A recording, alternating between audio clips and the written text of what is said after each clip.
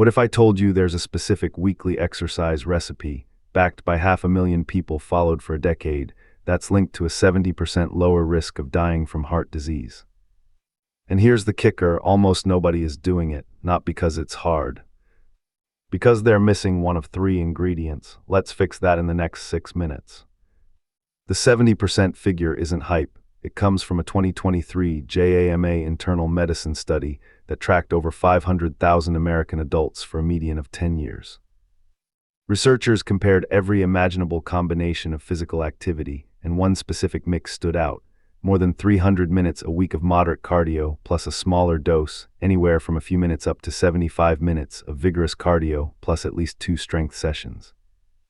That combination was associated with roughly a 3-fold lower cardiovascular mortality compared to inactive adults, along with about 50% lower all-cause and cancer mortality. The headline finding, no single type of exercise, even at huge volumes, matched the protection of the combo. Here's where almost everyone trips up. They pick one lane and stay there. The runner who only runs, the lifter who skips cardio, the walker hitting 10,000 steps and assuming they've checked the box. The data is pretty clear that steps are useful, but passive movement rarely pushes you into the vigorous zone, and that's where the steepest mortality drops actually live.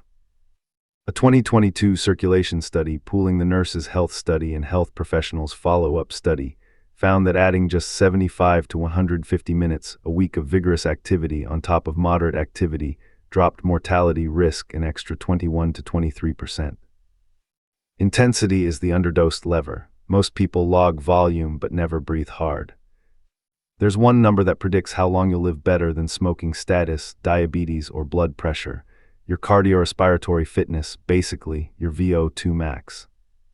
A 2018 study in JAMA Network Open looked at 122,000 treadmill tests and found that people in the elite fitness category had about an 80% lower risk of death compared to the low fitness group. Every 1 met improvement in fitness was linked to roughly 12% lower all-cause mortality.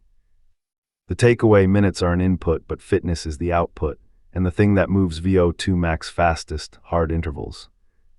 Researchers in Norway ran a 5-year trial called Generation 100, randomizing about 1,500 seniors between 70 and 77 to high-intensity intervals, moderate continuous exercise, or a control group. The interval group, using the now famous Norwegian 4x4 protocol, had a 37% lower mortality than control. The moderate-only group didn't significantly beat control. Now, before anyone runs out and sprints every day, here's the nuance. The research on elite endurance athletes points to what's called the 80-20 rule, popularized by Dr. Seiler. About 80% of your cardio time should be easy enough that you could nose breathe or hold a conversation. About 20% should be genuinely hard. Most amateurs camp in the gray zone in the middle, too hard to recover from, too easy to drive real adaptation. Polarize it. A quick myth to bury: you do not need to exercise every day. A UK Biobank study using accelerometer data from nearly 90,000 people found that folks who concentrated their activity into 1 or 2 days, true weekend warriors, had basically the same mortality benefit as people who spread it across the week. Total minutes and intensity matter. Schedule does not. So if your life only allows a Saturday-long ride and a Sunday lift, the data says you're still cashing in the longevity check. Here's the practical takeaway: aim for the trio each week. First, 150 to 300 minutes of moderate cardio, brisk walking, easy cycling, swimming. Second, 75 to 150 minutes of vigorous work, running, hard cycling, or intervals where you can't speak in full sentences. Try one Norwegian 4x4 session, 10-minute warm-up, then 4 rounds of 4 minutes near max effort with 3 minutes easy between. Third, 2 strength sessions covering the major muscle groups, and track a fitness proxy: your resting heart rate, your mile time, an estimated VO₂max from a watch, because minutes can lie, but your fitness number won't. One note: if you have known heart disease, uncontrolled blood pressure, or a family history of sudden cardiac events, talk to your doctor before adding hard intervals. For everyone else, the steepest mortality drop in the entire dose-response curve happens when you go from 0 to 150 minutes a week. So if you're starting from nothing, the first walk you take tomorrow is the most valuable one you'll ever do. Quick recap, it's not cardio versus lifting, and it's not zone 2 versus HIIT.